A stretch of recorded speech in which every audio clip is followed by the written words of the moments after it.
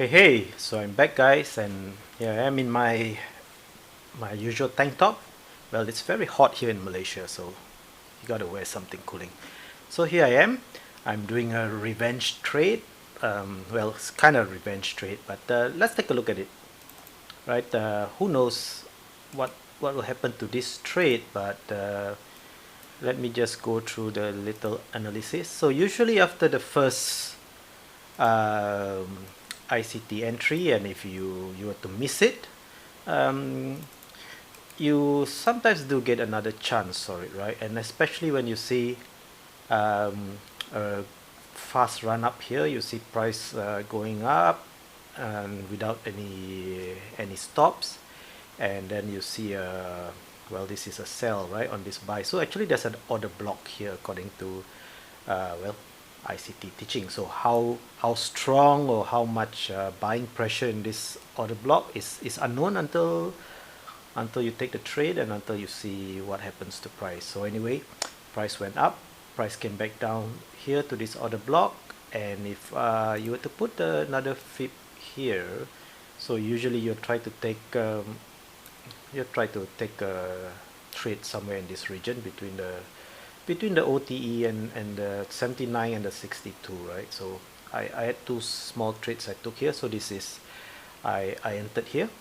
I put my stop here, so the stop is right under this, again, this nice round number, and basically the stop is placed here because if price comes down here, basically it means the whole setup becomes invalid. It doesn't follow any rule, and so I'm trying to follow the rules, right? And where I place my stops also is logically based on the trade setup that I'm taking.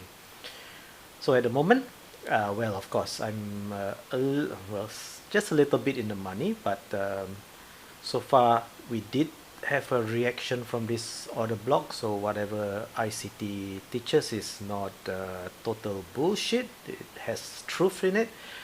Of course, we won't know how far price will go until later on. So we'll come back to that. So maybe I'll get a stop out, maybe I get a small win, or maybe I'll get a bigger win. So we'll see.